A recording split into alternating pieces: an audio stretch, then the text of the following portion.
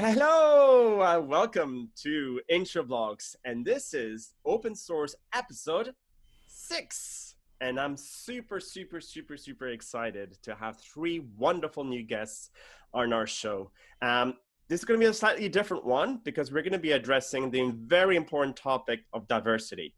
But first, let's do some introductions. Katie, could you please start off by introducing yourself and why have you decided to join this Insureblocks insurance community? Sure, and thanks for inviting me along. So I'm a consultant. I work in the life and health insurance market, and I help insurers with things like pricing, product development, and marketing. Why I joined the community was that I was really keen to connect with kind of like-minded individuals, engage in some of these incredible conversations, and learn. To be honest, I think I could learn a lot from the community. So thank you for having me along. Excellent. And you forgot to mention, you're also the founder of a very cool podcast. Yeah. How could I forget? I'm a founder and co-host on the Risky Mix podcast, which is all about improving diversity and inclusion in insurance. Great. Thank you. Natalia. Hello, everyone. And so nice to be here with you and your wonderful guest, Walid. So I'm a senior manager in customer experience. My topics are mostly improving the way we bring in the customer perspective, and as well what we can do in insurance to bring about differentiating value propositions. So this is work-wise, and I joined this community because I really do believe in the power of a diverse set of mindsets brought together on common topics, and it's good to branch out from one's own, let's say, workplace or way of thinking. So I'm happy to connect with you all. Thank you. Charlotte. Hi, I'm Charlotte. I work in the operations space, so that means focusing on change and improvement and efficiency in terms of systems, processes, people, all of that good stuff. Thank you so much for having me. The reason that I joined the community, I have to say, I think your invite email, I felt like it was directed straight at me. It mentioned all of the buzzwords that just lured me in: collaboration, accelerating change, bringing together ideas. Yeah, all fantastic stuff that I couldn't pass up. Excellent. I'm so happy that up to now, no one has said I've joined it because, well, you threatened me if you didn't join. So it's great to hear.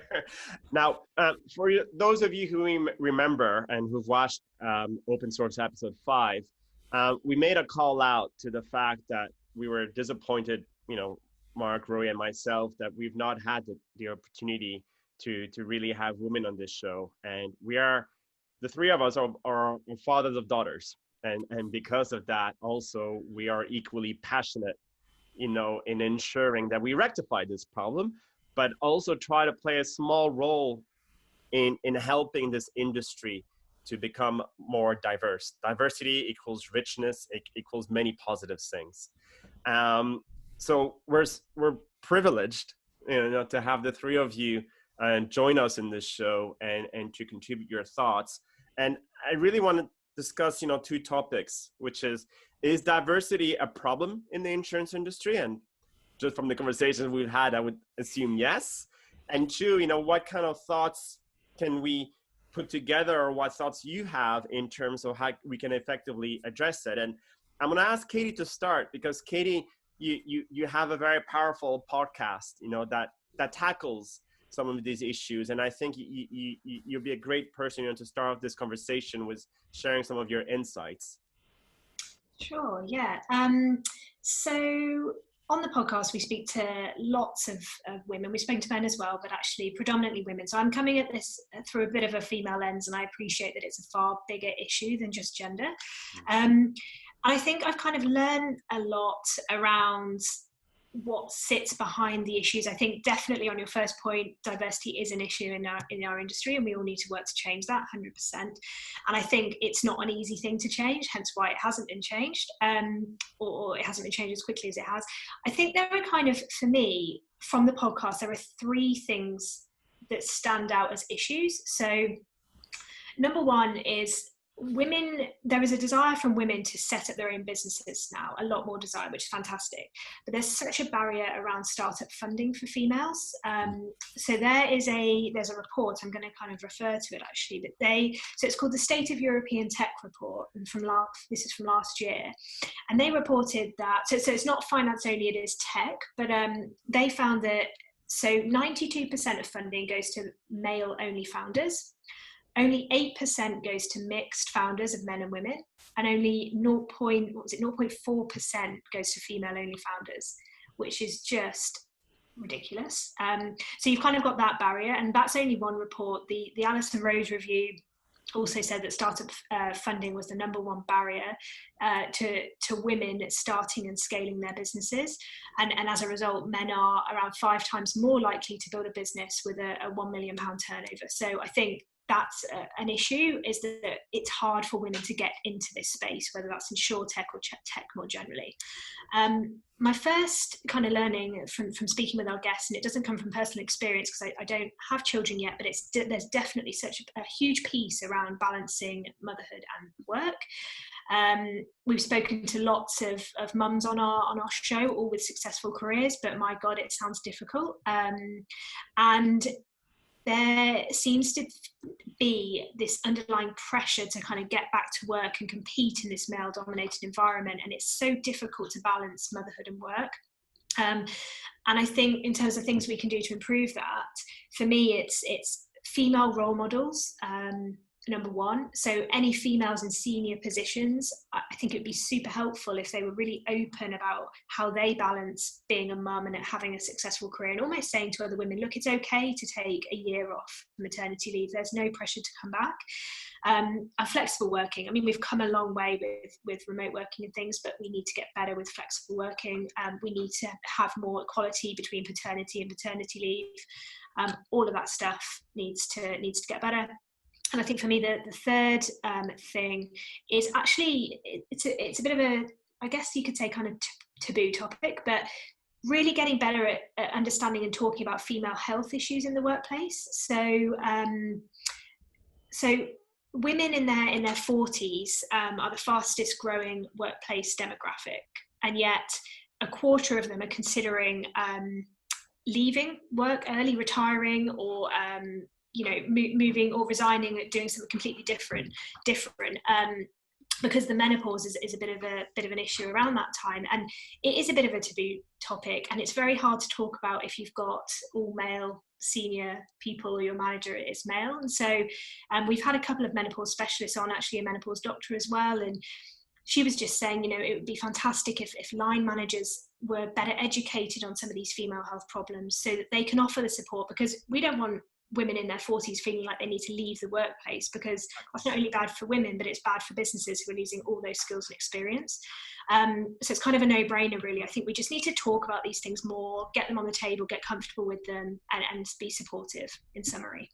Yeah, brilliant points. I mean, the startup funding reminded me this scandalous situation that happened in Silicon Valley, I think 5-8 years ago, regarding the whole funding, and how women entrepreneurs were sometimes, pushed in situations where they didn't feel comfortable, which kind of would have led to the Me Too movement at that time, So yeah, it's definitely a scandal. But I want to invite, Charlotte and Natalia into this conversation. If you could please, share your views regarding those points that Katie mentioned, or perhaps, talk about some of the 2 questions that I asked earlier on, and love to get your insights. Sure. Maybe I can start, and definitely agree with all the points made by Katie. I could bring in a bit of our, let's say, corporate environment perspective. We also work a lot on this topic of diversity, and I would say even more so inclusion. Because I guess we did arrive to a stage of, having diversity, but the most important question is how we ensure inclusion.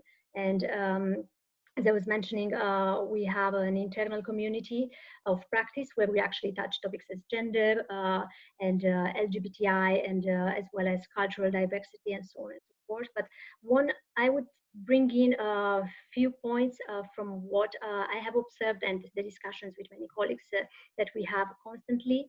The first point would be awareness. I think it's important to be clear also among all employees. It's not always, this is not a fight. So it's, everybody would win for more inclusion and Yes. having workspaces constructed for diversity and inclusion. So, but it's not always the case that this is well understood. So I remember we were discussing about the quotas with a male colleague, and he was mentioning, yeah, but then there would be less jobs for us.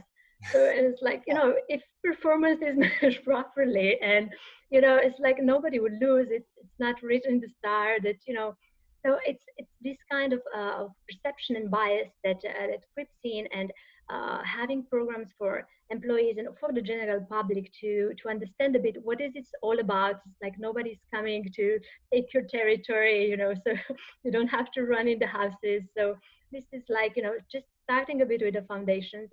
That would be really great, and not to be. I agree with Katie. Make many topics that are unfamiliar transparent, because there's nothing to be ashamed about, and it's okay not to know everything. The second point was related to having more women and diversity, let's say, in senior leader positions. And we have seen that even in spaces like finance, we do see an entry level of 50-50. So even in areas that we see they are like maybe historically more male dominated. So where's the problem? I think that, and we were discussing actually recently last week with the community members, and we did some internal research. So the answer is ambition is not the problem. And this is always the, women are less ambitious. So actually what we need to look into is how we design the career path in a way that is inclusive for a diverse workforce, because perhaps maybe certain type of employee would be more comfortable with speaking out, even if having less pressure on failure. Well, it's well known that women, if you have a job posting, actually there are some researches, men will apply if they meet about 60% of the requirements, and women, they need to meet 100%.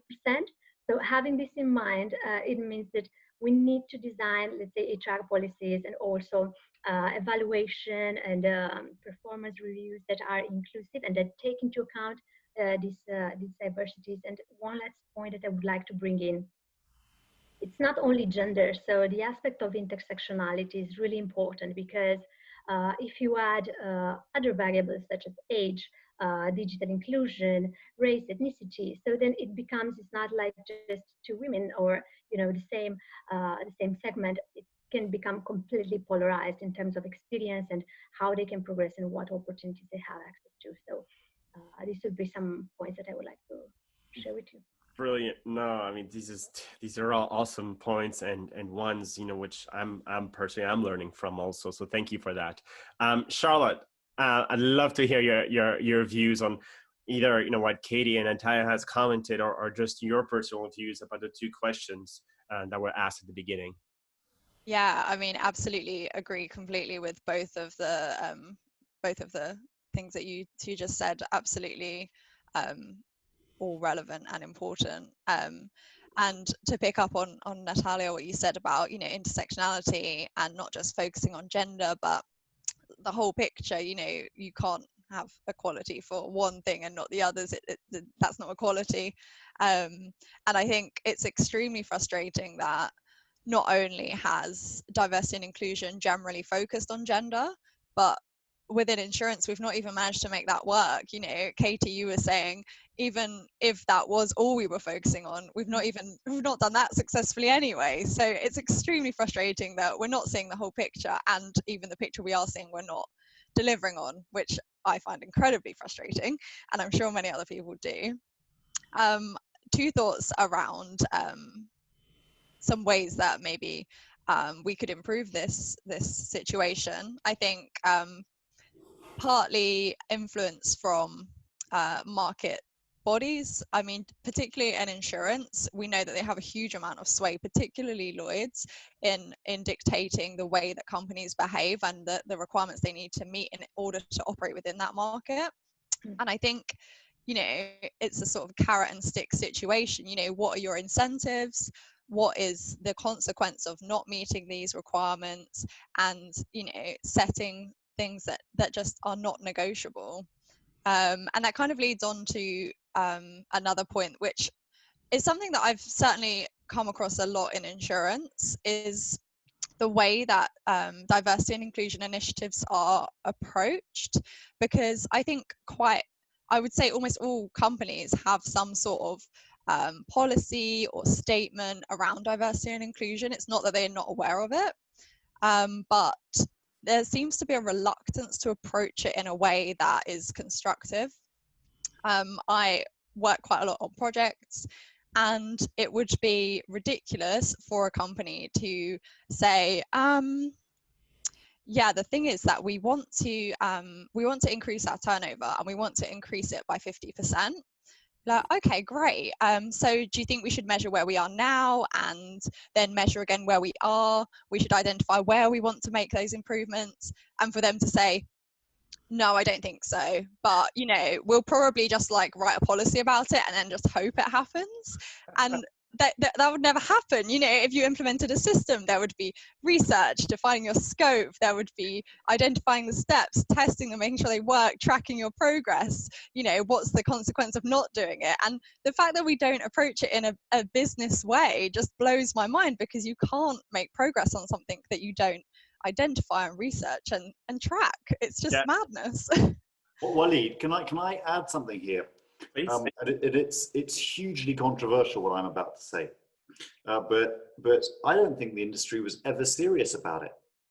I think it was a New Year's resolution, and it was taken after the financial crisis because the exclusively male behavior, testosterone-fueled behavior, had got everyone, you know, trading floor mentality had got everyone to the point where they'd all done the same thing. They'd all pushed these dodgy products out there and had great fun doing it, and had lots of beers and probably other stuff too. And then so they took a New Year's resolution. They said, "That'll never happen again." You know, and they made a kind of empty promise to the regulators, and the fact that there's no progress is an indication of that. And you know, a lot of the problem was that the behavior was too homogenized, right? If you think of the financial crisis, pre-financial crisis behavior, it was the same behavior. That was the problem, right? Bringing herd mentality, right? Bringing in diversity was supposed to address that, but actually, many of the people I've seen coming in don't think differently from the men that they're now sitting side by side. So, you know, I hope that's not too controversial, but I just don't think it's ever been serious about it. Could I offer some views from a behavioural modeler? Please. And just by way of example, I mean, Katie's example of people struggling, female founders struggling to get money, intellectually makes no sense. So if you look at all the data of businesses that are founded and run by females, they outperform males by some margin, by 10% plus return on investment. Okay, so there's that knowledge, which is bizarre. But when you look into it, so what I know from a behavioural model is behaviours are a surface structure of deeper things. So first of all, our belief system. And part of the challenge is we're trying to change behaviours when we've got some deep-seated beliefs. And beliefs are influenced by values. Okay. Now the problem with both of those is they're not easy to see. Typically with values, we only know about it when we breach somebody's value system, and then they'll let us know. So I think there's a few things that we can just bring out, and part of it also is a reflection of, for me, one of the big problems with the insurance industry. It's inward looking. I've been on this soapbox many times, but I'm going to get back on it because it's quite comfortable. As an industry, we're incredibly privileged that we look at every other industry on the planet, in every geography, because, as Charlotte said, we're part of societal protection, or that's the lofty ambition. And so within it, we've got a tremendous opportunity to learn from all these organisations. How do they work? What works? What doesn't work? What can we take back? But all we want to do is price it for risk. So this narrow focus. Yet they'd open their doors and we can learn from them. So what we don't have as an industry is real curiosity. And curiosity that's not product-led. And that's the big scourge of the industry. We're product-led, and we've got to change from that. And then underneath that, we don't have empathy. Okay, so there isn't this empathy. So instead of, if we valued difference and we valued people full stop, and we had the belief that we can all gain, so back to Natalia's point, it doesn't have to be a zero-sum gain that we lose. And as an industry, we're always fighting over the same pie, yet in many areas 70% of the addressable market isn't even protected. Why? Because insurance isn't relevant, accessible or affordable. So we can all gain from that. And if we have the belief that we all gain by coming together, then we can start to get some behaviours that will build upon that. But I also agree with Charlotte's point that we need inducements, so things that will encourage the right beliefs and behaviours, and they will discourage the wrong ones. And we talk about organisations like Lloyd's. Adrian Thornycroft posted something about and a couple of examples of sexism on the Lloyd's trading floor recently. 43,000 page impressions that got on top of it, lots of conversation. And we were talking about, if you're passive, you're complicit in this as well. So I think there's a ton of things that we can do. But for me, it's going back to that empathy, that curiosity and influence. I would not just bring in the market bodies, I'm going to bring in customers. So as soon as customers say, do you know what? I'm not dealing with that company because your attitudes and your behaviours stink. And by the way, your staff don't represent society as a whole. You don't represent me, so how can you understand me? I'm not doing business with you. I'll get back off the soapbox now. Well, these are all very, very good points. And I think what's interesting is, and what encouraged me personally is, the Black Lives Matter movement. If you look at all these marches that are happening, they're incredibly mixed. That you've got people of all races, ethnicity, who are participating in those marches. Why this is encouraging? Well, because it says a lot about you. Are you willing to accept that one group, whether it's of a certain gender orientation or a certain ethnicity, is to be treated lesser than you? What does that say about you? And I think it's a personal question that we should all answer whenever we're faced in such a situation. And then, of course, there's the business side. 50% of the world is women. Why is this not being looked at, even from a just simple business perspective? It doesn't make any sense. And we shouldn't be afraid, to talk about things like menopause or whatever. This is part of day-to-day life. So I know that we, at Insureblocks, we're going to do our bit. We're going to do our bit every day as often as we can. Not just because, Mark, Rory, and myself are fathers of daughters, but also because we don't want to define ourselves as not doing anything about it. And that is something that's very important. And so I want to thank you, very much for joining us in this webinar, in this open source. I don't know if you have any parting last comments you'd like to make before we close it off. Maybe perhaps a resource to put forward. Maybe you have tested it already. It's called Implicit Test by Harvard. So you can test your biases according to different, let's say, combination of elements. Is it gender? Is it gender in career, race, and other type of segments? So it would be interesting to see what comes out. And I have done it 3 years ago, and once again last week with a couple of colleagues. So it's interesting to see how awareness changes your perspective. So I recommended it. We'll put a link next to this video about it. Good. Brilliant. Well, listen, I'm going to thank you again very, very much for participating in this very important Open episode 6.